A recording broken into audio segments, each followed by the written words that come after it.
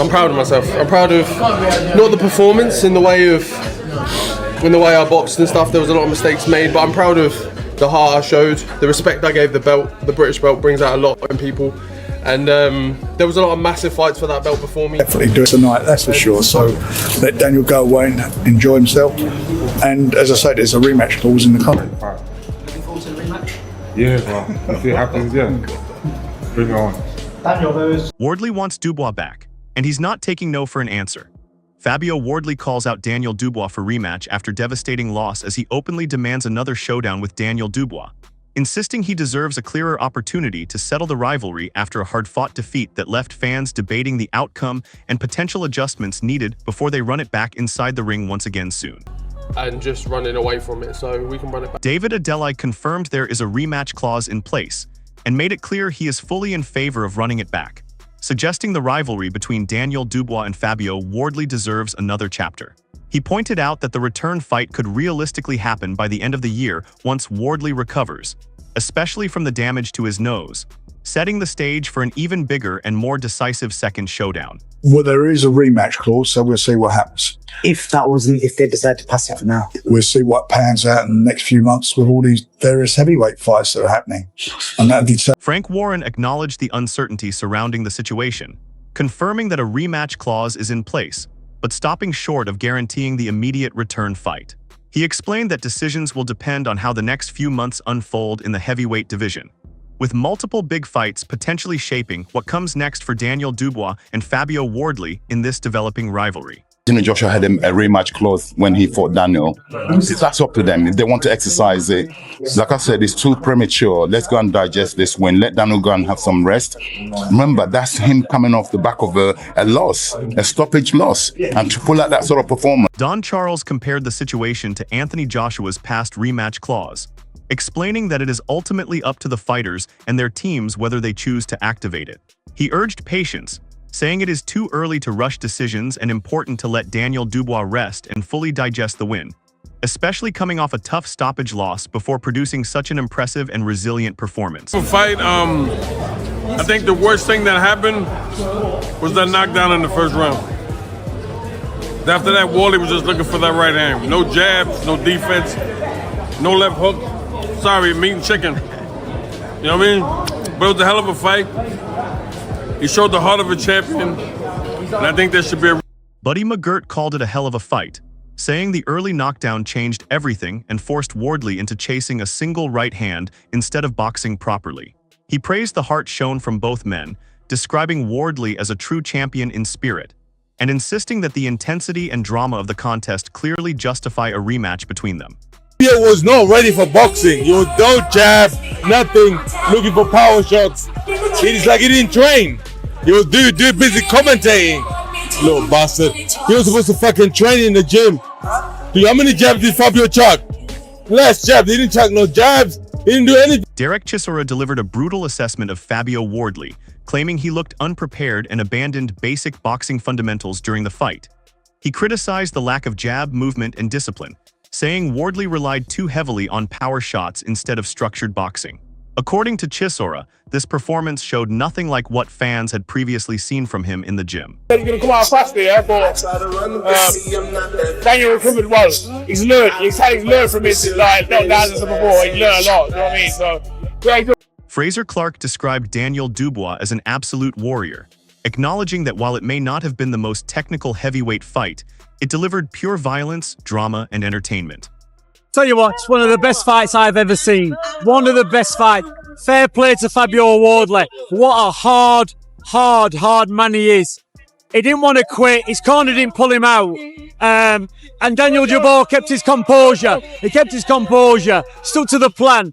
He started to get a bit tired himself. He realised that Wardley has still got something in the tank. He kept pulling it out of the bag. He looked dead on his feet. But what a fight. Dominic Ingle called it one of the best fights he has ever seen, praising Fabio Wardley's toughness and refusal to quit even under extreme punishment. He also credited Daniel Dubois for maintaining composure, sticking to his game plan, and adjusting as fatigue set in.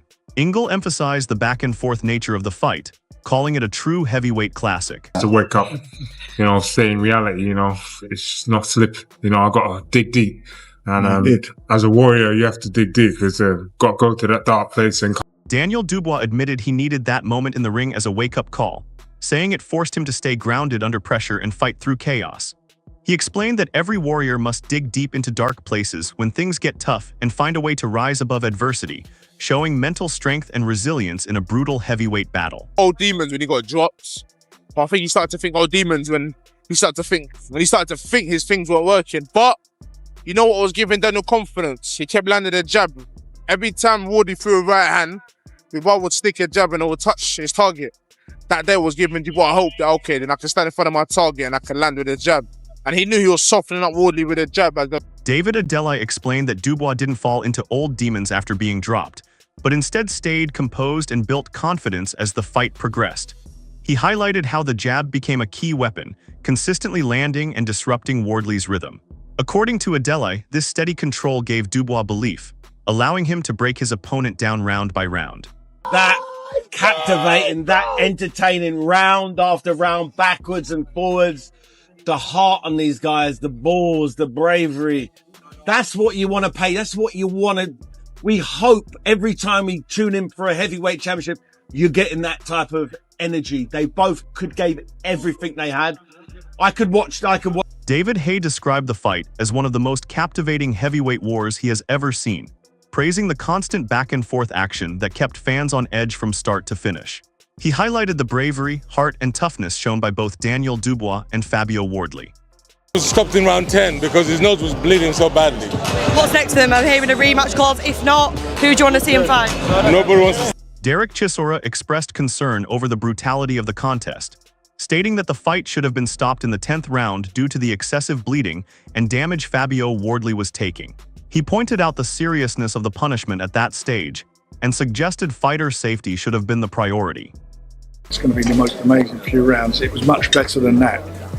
It was just a phenomenal fight, phenomenal to watch, to witness and see these two guys, what they did, bearing their soul and Daniel getting off the floor and the canvas and coming back how he did. And it swung both ways. Question this young man again. Yeah? All that quitting nonsense. Nobody will ever question him again. Two-time heavyweight champion of the world under you. It sounds good, doesn't it? It does. There's more to come. There's more to come. We were in there with a very dangerous fighter in the name of Fabio Wardley. Frank Warren described the fight as even better than expected, saying it delivered a phenomenal spectacle filled with drama, momentum swings, and relentless action. He recalled warning fans not to blink because of the explosive nature of the matchup. What a warrior he is, and came through that test. You know, coming off the back of a loss, I was a bit nervy to start off with and a bit all over the place, but I pulled it together and got the victory. Two guys, you know, but I think for the crowd, but also nice fight. Unbelievable. I like it.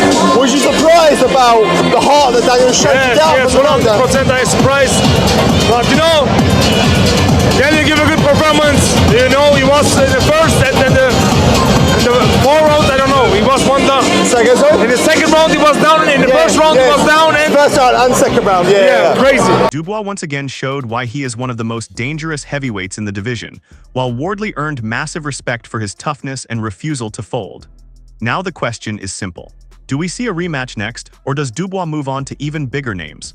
I couldn't believe what I was watching at times there. I mean, listen, it was all going wrong at the start, wasn't it? When Fabio put him down a couple of times, but Daniel showed the heart of a lion in there, got it together, got behind his jab and really started busting Fabio up. And by the way, Fabio Wardley is one hard bastard. My God, what a hard man. So is Daniel Dubois. Two very, very tough, strong men going at it for the world. Dubois was nervous as anything. Felt bad for him in the first round. He was really jittery.